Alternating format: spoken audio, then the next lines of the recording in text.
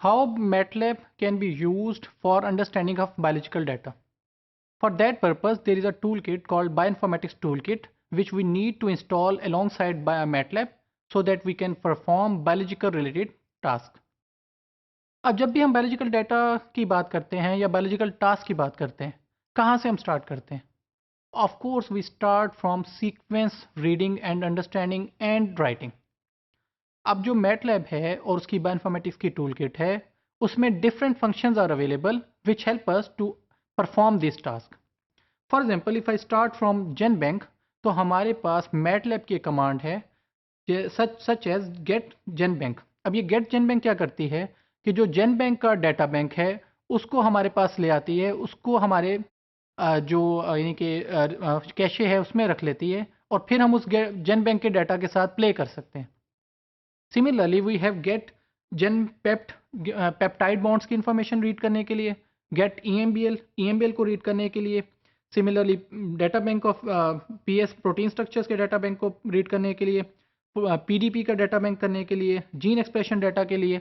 ये सब की सब हमारे पास डिफरेंट कमांड्स अवेलेबल हैं, जिनको अगर हम कमांड विंडो ऑफ मैटलैब में लिखते हैं तो then we can get these information in our system. Similarly, we have other data such as multiple sequence alignment, MAS, alignment of multiple sequences. It can be done with the help of get HMM alignment command कि हम simple sequences लेते हैं, ये command लिखते हैं और वो हमें multiple sequences को align करके दे देता है। Similarly, HMM profiling can be done, phylogenetic data generation can be done. तो अब ये सारी information कर सकते हैं using these several commands. अब यहाँ पर हम चाहते क्या हैं कि आप मैटलैब जब सॉल्व करेंगे अपने पास इंस्टॉल बायोइन्फॉर्मेटिक्स टूल किट आपने अपने पास की, तो आप इन कमांड्स को रन करके देखें कि क्या रिजल्ट्स आते हैं, क्या इनपुट फॉर्मेट्स हैं और आउटपुट किस हाल में जनरेट होती है। मूविंग ऑन, रॉ डाटा से मुराद ये है वो डाटा जो हमारे जीन सीक्वेंस की मदद से जनरेट होता है। अब पहली चीज़ ये है कि मैटलैब में इस रॉ डाटा को पढ़ने का ऑप्शन अवेलेबल है, such as we have this SCF read, join seek, trace plot and so on. अच्छा, अब ब्यूटी ये है कि once we have read this data, इस डाटा को यूज़ करते हुए हम अदर डाटा की इंफॉर्मेशन हम अपने पास जनरेट कर सकते हैं।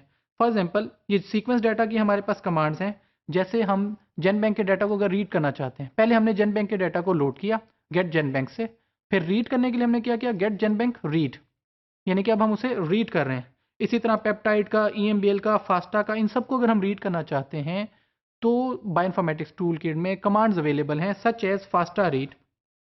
Then for multiply aligned sequences we have commands which are very close to Clustal W and GCG format such as we only say multi align read.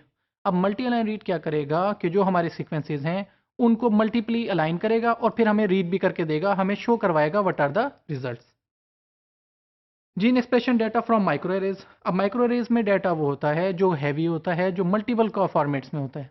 तो MATLAB is a very suitable candidate for these purposes. कैसे कि हमारे पास commands हैं जियो data को read करने के लिए GEO soft read. अब gene pictures data in GPR and GAL files can be read by GPR read और गैल रीड। इसी तरह स्पॉट डाटा को भी रीड किया जा सकता है। And finally MATLAB is a very good tool for performing statistical task.